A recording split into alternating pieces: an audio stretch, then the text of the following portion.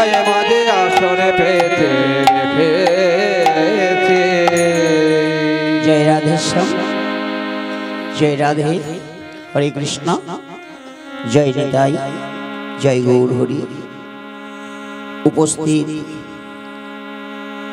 গুরু ভক্ত, নিতাই ভক্ত, গৌর ভক্ত, কৃষ্ণ ভক্ত, আমার রাধারানী ভক্তবৃন্দ, আপনাদের চরণে আমার শতকোটি প্রণাম। সমবেত ভক্তমণ্ডলী, নিতাই দাস, গৌর দাস, কৃষ্ণ দাস, গুরুদাস, অনুদাস এবং আমার আত্মা শক্তির অংশভূতা ভক্তিমতী জননী সকল, এই অদ্যকার মহতি হরিবাসরে আমি আপনাদের চরণ তলে উপস্থিত হয়েছি কিছু হরি কথা, কৃষ্ণ কথা, শাস্ত্র কথা পরিবেশন করব। তবে আমি বলবো বা আমি করব, আমি কীর্তন গাইব, এটা বলা আমার ভুল। তার কৃপা যদি হয় তিনি করিয়ে নেবেন, এইটাই ঠিক। কিন্তু আমি বলবো, আমি নৃত্য করব, আমি গাইব না, এটা ভুল। তাই বহু বহু জন্মের সুকৃতির ফলে, বহু বহু সাধু গুরু বৈষ্ণবের কৃপা বলে এই পূর্ণ ক্ষেত্রে ভারতবর্ষের বুকে আমরা সুদুর্লভ নরতনু প্রাপ্তি হয়ে এসেছি। এই যে দেবদুর্লভ মনুষ্য জন্ম আমরা লাভ করেছি মা, এ জন্মে আপনারা কেহ যদি চিরতরে সার্থকতার সম্পাদন করিতে চান, ছোট কেহ যদি মনে করেন যে মায়ার বন্ধন ছিন্ন করে ভক্তিপথের যাত্রী হব, তাহলে সর্বাগ্রে আসতে হবে সৎ গুরুচরণে। গুরুচরণে আশ্রিত হয়ে তৃণাদুপীর মালা গলায় পূর্বক রাধা কৃষ্ণ যুগল নামে আমাদের ভর্তি হতে হবে। এছাড়া আমাদের আর কোনো উপায় নাই। একমাত্র ধর্ম যদি থাকতে হয় এই হরিনাম, একমাত্র উপাস্য যদি থাকতে হয় এই হরিনাম, একমাত্র পারে যাওয়ার সম্বলের বল যদি থাকতে হয় এই হরিনাম। এই হরিনাম সত্য যুগে ছিল, ত্রেতা যুগে ছিল, দ্বাপর যুগে ছিল এবং কলি যুগেও আছে। বলুন না, শেষের দিনে সেই সম্বল বল হরি হরি বল। আচ্ছা ধরুন আপনারা কেউ যদি কালী ভক্ত হন, যদি কেউ কালী ভক্ত হন, শেষের দিনে বলবে দেহটা ত্যাগ হয়ে গেল, আমি মারা গেলাম, কিন্তু সেই কালী ভজা ভক্ত তাকে নিয়ে যাওয়ার সময় কেউ কেউ বলবে বলো কালী, কালী বলো, এটা কেউ বলবে না। কোন যদি গণেশ ভক্ত থাকে তাকেও বলো গণেশ, গণেশ বলো বলবে না। তাহলে কি বলবে? বলো হরি হরি বল। তাহলে খেতে শুতে মাঠে যেতে শয়নে স্বপনে সব সময় নিশি জাগরণে কৃষ্ণ নাম করুন। একমাত্র যাবে আমাদের এই হরি নাম। এই নামকে অভ্যাস করুন। তাই আপনাও না কেন গুরু অধিকার শিবে নকতিতাম, শিবে নকতিতাম। গুরুর অধিক বস্তু বলতে আর কিছু নেই। আরেকটি ছন্দ পরিবেশন করলেন, প্রাণং দেহ দেহং রাজ্য স্বর্গং যোগং ভোগং মুক্তি পুত্রমনিষ্ঠা ভাজ্যং মিত্র ন গুরুয়ধিক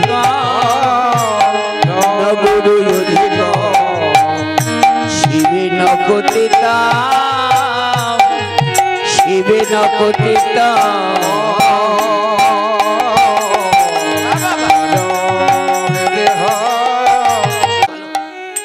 ঘর বেঁধেছো, মাঝে মাঝে যাতায়াত করছো, খুব ভালো বৃন্দাবনে ঘর বেঁধেছো, সেখানে মাঝে মাঝে যাতায়াত করছো, কিন্তু এখানে বললেন সশরীরে সব পরিবারে তুমি কয়েক বাসে হও ভালো।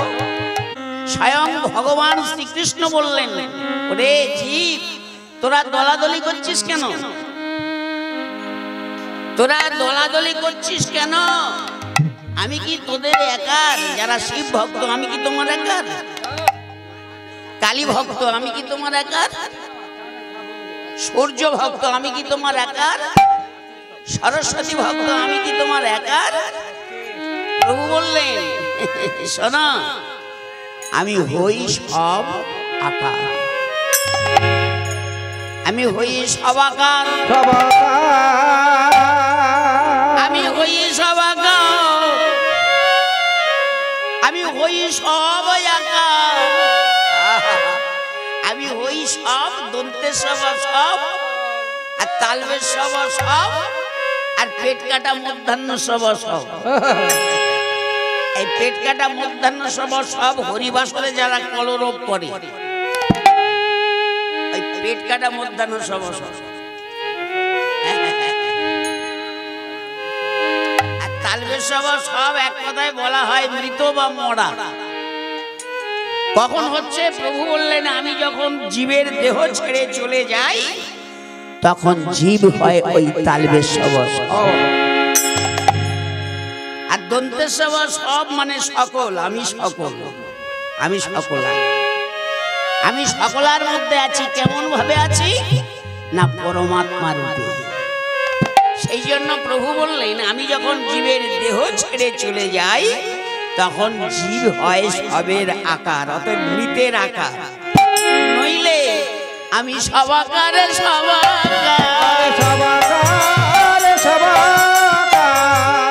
আমি সবাকারে সবাকার,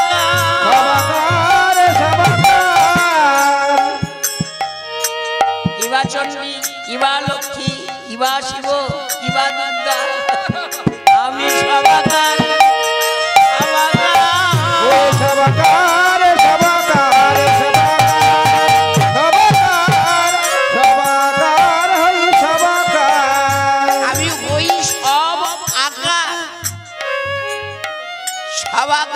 যেমন দুধ, দুধ থেকে ছানা হয়, ছানা থেকে ছানা সন্দেশ হয়, ছানা সন্দেশ আবার রসগোল্লাও হয়। কিন্তু জানবেন, ওই রসগোল্লা থেকে আর দুধে পরিণত হবে না। আর হবে কি? সন্দেশ থেকে আর দুধে পরিণত হয়? আর হয় না। ঠিক সেই রকম ভগবান শ্রীকৃষ্ণ, তিনি সব হতে পারে, কিন্তু অন্যান্য দেবদেবী কৃষ্ণ হতে পারে। এইবার হরিনাম আমরা করব, শুধু হরিনাম করলে হবে না। হরিনাম বলতে গেলে, করতে গেলে কয়েকটি জিনিসের আমাদের প্রয়োজন আছে। সেগুলো কি? আদৌ শ্রদ্ধা, ততৌ বিশ্বাস, ততৌ সাধুসঙ্গ, হত ভজন ক্রিয়া, ততৌ অনর্থ নিবৃত্তি সাত, ততৌ নিষ্ঠার চিন্ততে।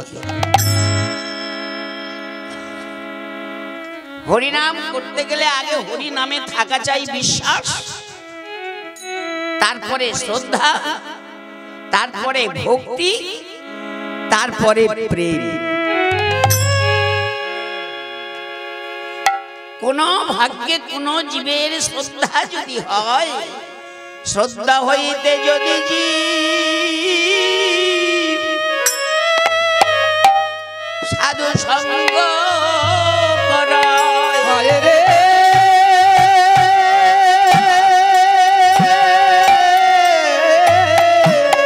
শ্রদ্ধা হইতে কোন যে সাধু সঙ্গ করায়। কোন ভাগ্যে কোন জীবের শ্রদ্ধা যদি হয়, শ্রদ্ধা হইতে যদি জীব সাধু সঙ্গ করে, তাহলে সাধু সঙ্গ হতে কি হবে? সাধু সঙ্গ হইতে হয় শ্রবণ কীর্তন, আরে শ্রবণ কীর্তন হইতে সর্ব অনর্থ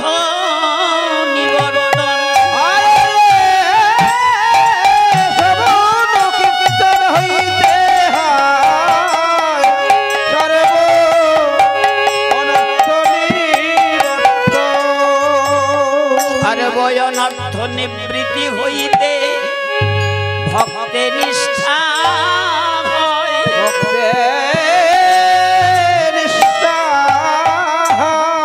ভক্তের নিষ্ঠা হইতে শ্রবণানন্দে নামে প্রেমারুচি উপজয়।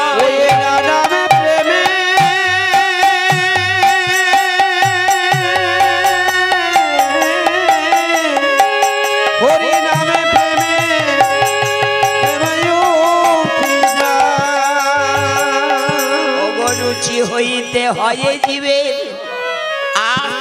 শক্তি প্রচুর, আর শক্তি হইতে চিত্তে জন্মে প্রত্যয়।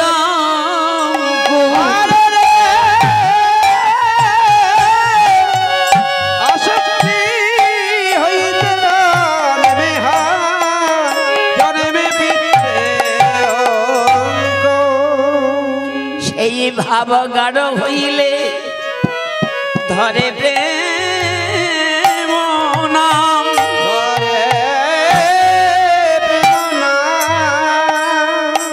যে নামে আমার বাবু ব্রতী হয়েছে ইনি বড় ভাগ্যবান,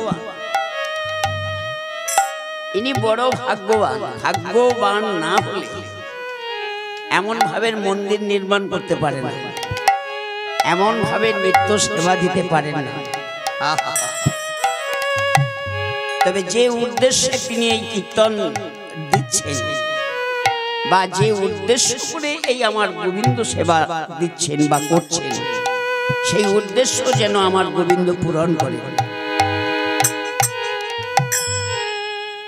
ধরে প্রেম নাম, আরে সেই প্রেমে প্রয়োজন সর্বানন্দ ধাম।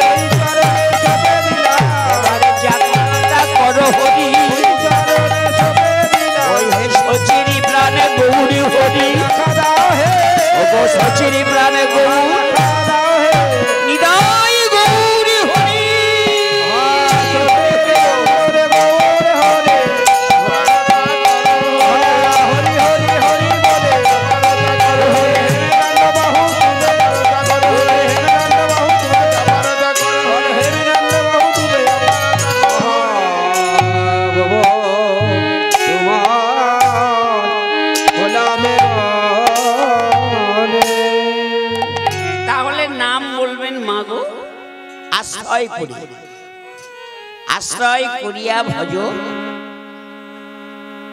শ্রীকৃষ্ণ চরণ, যাহা হতে মিলে রে ভাই কৃষ্ণ প্রেমধন। তাহলে আমি প্রথম পদ নিয়েছিলাম, তোমরা এসো দুটি ভাই গৌর আর নিতাই, দ্বিজমণি দ্বিজরাজ করিব পূজন ওরাঙা চরণ, রাখিব হৃদয় মাঝে। কারা দুটো ভাই? না, একটি ভাইয়ের বাড়ি হলো শ্রীধাম নবদ্বীপ শ্রীহট্ট, যার বাবার নাম জগন্নাথ মিশ্র, মায়ের নাম শচী দেবী। সে কে? না, নিমাই, আমার গৌর। আর আরেকটি ভাই, ওই যে এসো দুটি ভাই গৌর আর নিতাই। নিতাই, তাহলে গৌরের বাবা মা হলো শচী মাতা আর জগন্নাথ মিশ্র, এই হলো পিতামাতা। আর নিতাইয়ের বাবা মাকে, তার ঘর কোথায়? না, তার ঘর হলো সেই রাঢ় দেশ। ওগো সেই রাঢ় দেশ না, আরে এক চক্রগ্রাম, ওগো হারায় পণ্ডিতের ঘর।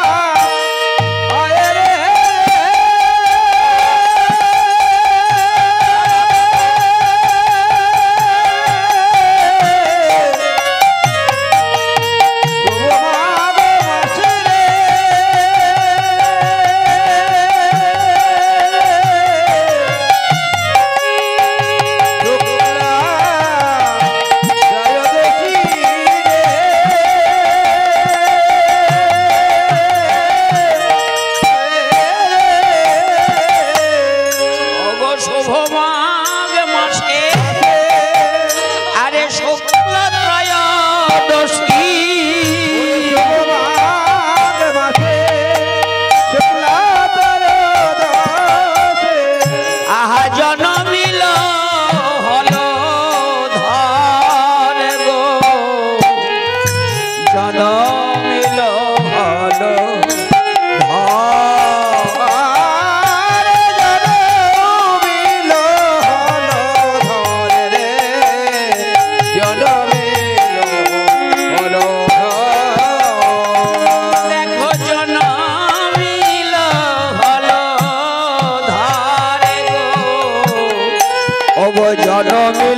ভালো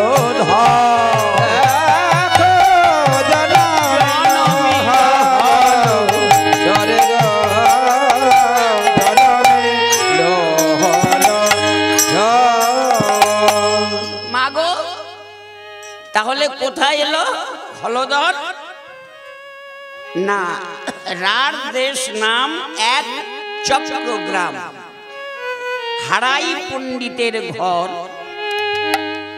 হারাই পণ্ডিতের ঘরে এলো হলধর। হারাই পণ্ডিতের স্ত্রীর নাম হলো পদ্মাবতী। তাই ওই কেউ ডাকতো, কারণ উনি একটু ওঝাবৃত্তি করতো তো, তাই বেশ কিছু মানুষ ডাকতো হারাই ওঝা বলে। তা সেই হারাই পণ্ডিতের ঘরে এলো হলধর। ছোটবেলার নাম কি রাখলেন বাবা মা? না, ছোটবেলার নাম রাখলেন কুবের। এইবার নিতাই হলো কেমন করে, এই বিষয়টি আপনাদের কাছে তুলে ধরব। আজকের আমার গীতব্য বিষয়টি হলো গৌর নিতাইয়ের মিলন।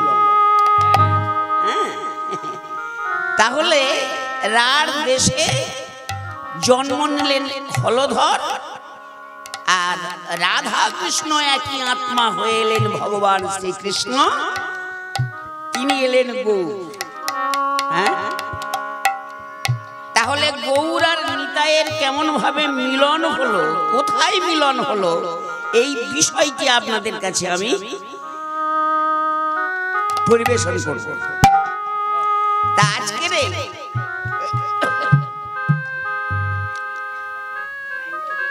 সেই ছোট্টবেলায় নাম রাখলেন বাবা মা কুবের। যে ছেলেটা জন্ম হলো সেই ছেলেটির নাম রাখলেন কুবের। এইবার কুবের দিনে দিনে, মাসে মাসে, বৎসরে বৎসরে যখন 7 বৎসর হয়, তখন কুবের একটা নূতন খেলা শিখে ফেলল। নূতন খেলা বলতে কি মা? না, আপনারা রামায়ণ শুনেছেন তো, রামায়ণ গান?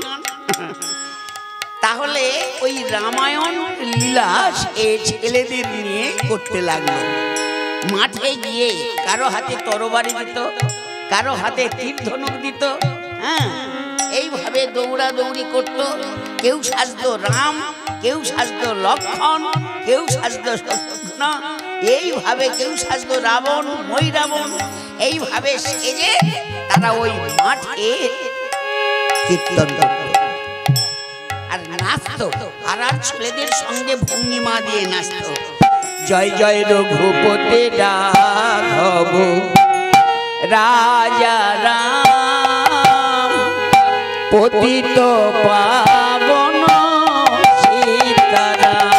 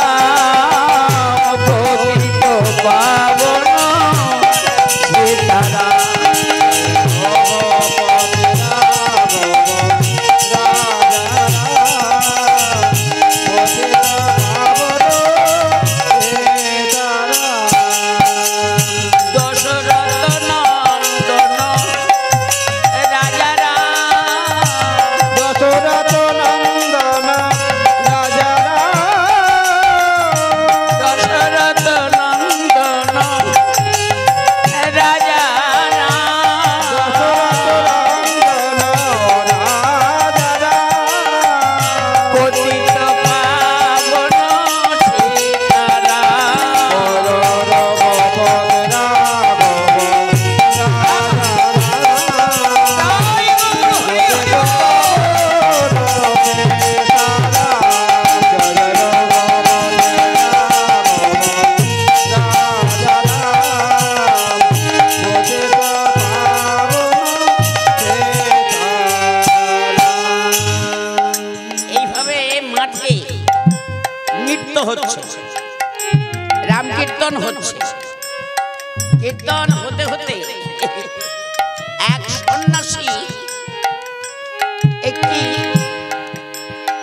গাছের অন্তরালে দাঁড়িয়ে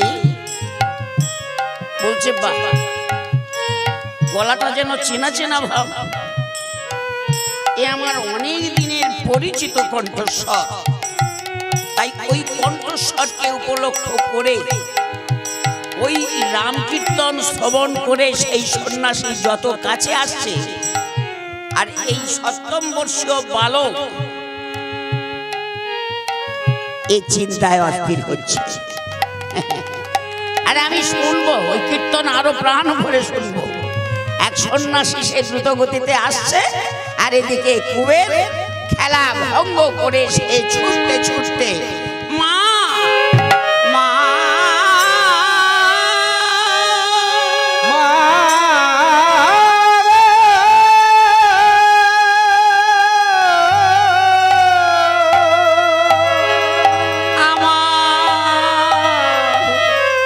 খেলা ভালো লাগে না, আমার খেলা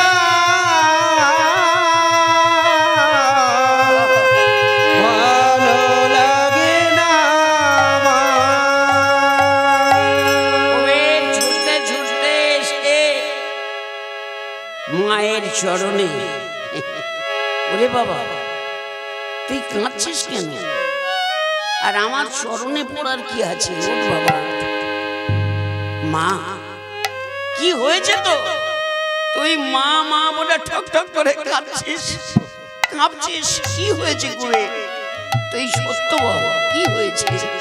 মা গো, আমি তোমাদের কথা ভুলে যাচ্ছি, আমি বাবার কথা ভুলে যাচ্ছি, আমি এই গ্রামবাসীর কথা ভুলে যাচ্ছি, আমার সঙ্গীগণের কথা ভুলে যাচ্ছি। কেন কেন মা আমার এমন হলো? তুমি বলতে পারো মা, কেন আমার এমন হলো? 7 নয় 5 নয়, একে ধন নীলমণি কুবে। এই জগতে কোন মায়ের যদি একটি সন্তান থাকে, কোন বাবার যদি একটি সন্তান থাকে, কত আদরের হবে, কত আদরের হয় সে।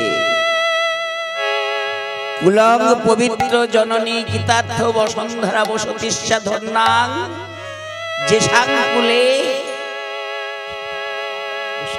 বৈষ্ণব নাম দেওয়ায়।